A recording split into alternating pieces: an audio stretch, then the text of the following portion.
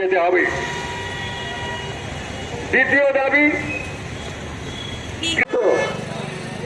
আমরা বলছি রাজ্য সরকার, মৎস্য দপ্তর, তোমরা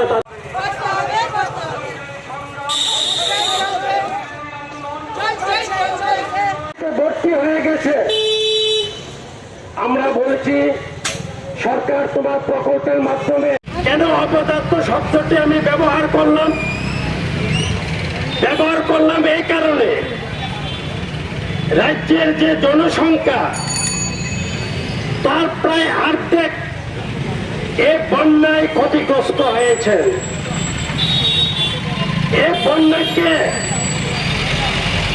বলা যায় কি করে বন্যা দুর্গত মানুষদের পাশে দাঁড়ানো যায়, তার জন্য রাজ্য সরকারের বাস্তবমুখী কোনো পরিকল্পনা সিদ্ধান্ত ছিল না। বন্যা দুর্গত মানুষদের পাশে রাজ্য সরকার এবং রাজ্য সরকারের বিভিন্ন দপ্তর সেভাবে দাঁড়ায়নি।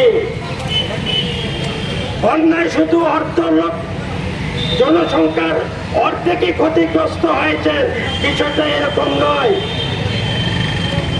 33 জন মানুষের প্রাণহানি ঘটেছে, কয়েক লক্ষ বাড়িঘর ধ্বংস হয়ে গেছে, চাষযোগ্য জমি নষ্ট হয়ে গেছে, বন্যায় পুকুরের মাছ ভেসে গেছে।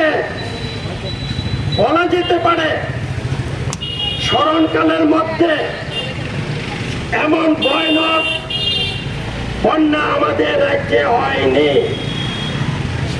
কিন্তু আমরা কি দেখলাম, এই বন্যা দুর্গত মানুষগুলো একটু সাহায্যের জন্য